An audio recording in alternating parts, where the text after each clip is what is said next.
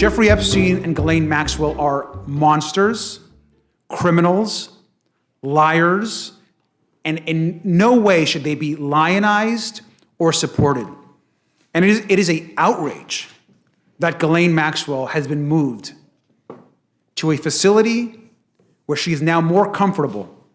And I think it's also appropriate to say that that was also horrifying to the women in the testimony that we heard today.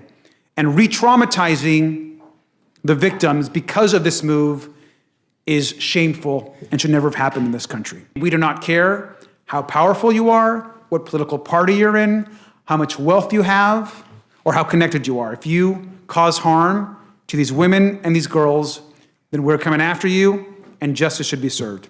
Earlier today, we heard, of course, these horrific stories from these women who are incredibly brave and the courage that they showed to be here to share stories of sexual abuse, some of them when they were girls, young girls, I think has shaken a lot of us on this committee and reaffirmed our commitment to the truth and transparency.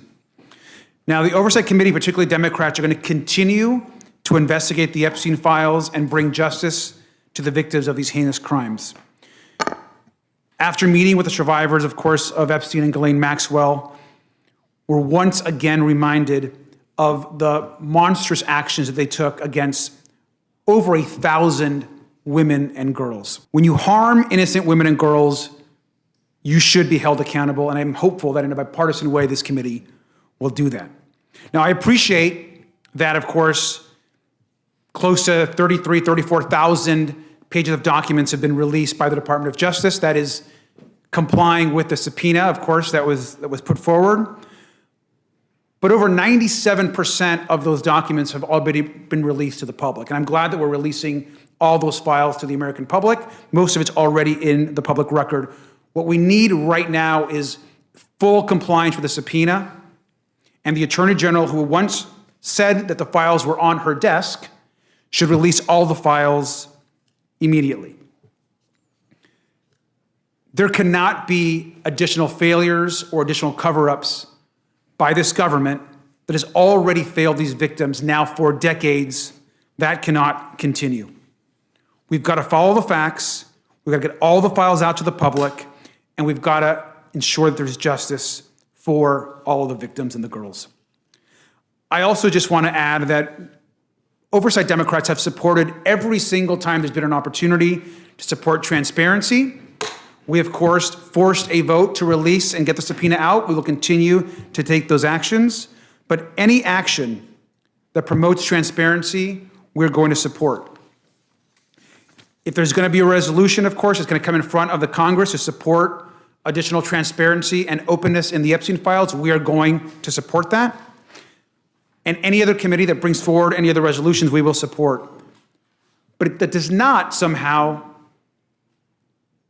supplant the work on the discharge petition that Congressman Khanna and Congressman Massey are moving forward. We will continue to support that discharge petition, and we will support any other resolutions that come forward that also holds Epstein, Ghislaine Maxwell, and anyone else accountable. And I'll conclude just by saying that it is our hope that this investigation takes on and leads us to the truth, and we do not care how powerful you are, what political party you're in, how much wealth you have, or how connected you are. If you cause harm to these women and these girls, then we're coming after you, and justice should be served. And with that, I yield back. Thank you very much. Chairman Comer, would you like to respond to anything Ranking Member Garcia had to say? I appreciate his statement that this has been bipartisan thus far. I think this is an opportunity for this committee to demonstrate that we can work together in a bipartisan way. This is a bipartisan issue. Every Republican I know in Congress wants the Epstein files to be released. Every Republican in Congress I know wants the people that were trafficking women to be held accountable. Every single Republican I know wants the government officials who were involved in any potential cover-up or blackmail operation, if there was one, to be outed and held accountable. So we're going to try to do everything we can to get this, and I think we've demonstrated that. I'm a Republican. We subpoenaed Bill Barr. We subpoenaed Alex Acosta. We've subpoenaed Pam Bondi for the Epstein documents. I don't remember